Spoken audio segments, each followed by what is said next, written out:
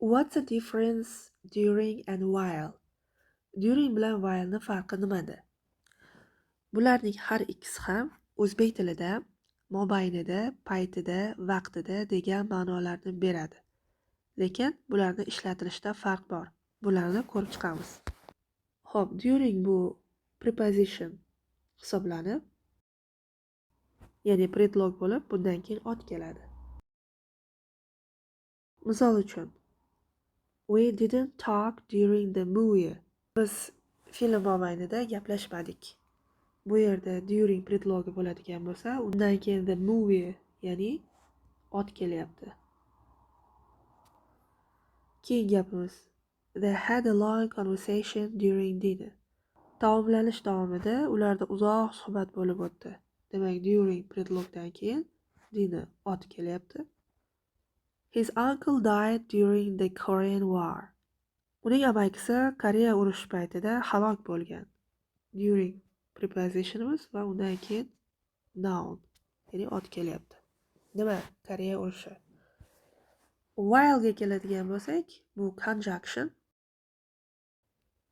ya'ni bog'lovchi hisoblanib, undan keyin bir gap, bir mustaqil gap yoki bo'lmasam gerundi, ya'ni fe'lga ing qo'shilgan holati keladi.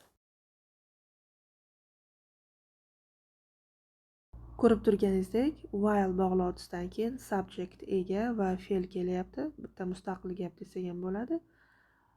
Yana while bog'lovchisidan keyin gerundi, ya'ni bu qanaqa fe'lga ing qo'shilgan holati dedim. Misollarda ko'rib chiqamiz. They talked while they ate dinner.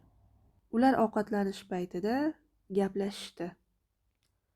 Demak, while bog'lovchisidan keyin ega, subject va fe'l, verb kelyapti. Asosiy joyi mana shu yer. Navbatdagi gapimiz. She texted me while I was reading. Men mutolaa qilayotgan, ya'ni o'qiyotgan paytimda u menga SMS yozdi. Bu yerda e'tibor qaratamiz. While bog'lovchisidan keyin I ega, subject, was reading, verb. Past continuous bo'lyapti. Va navbatdagi gapimiz. Kevin cut himself while shaving. Kevin soqolini oladigan paytda o'zini kesib oldi. Bu yerda while bog'lovchisidan keyin fe'l gerundi holatda kelyapti.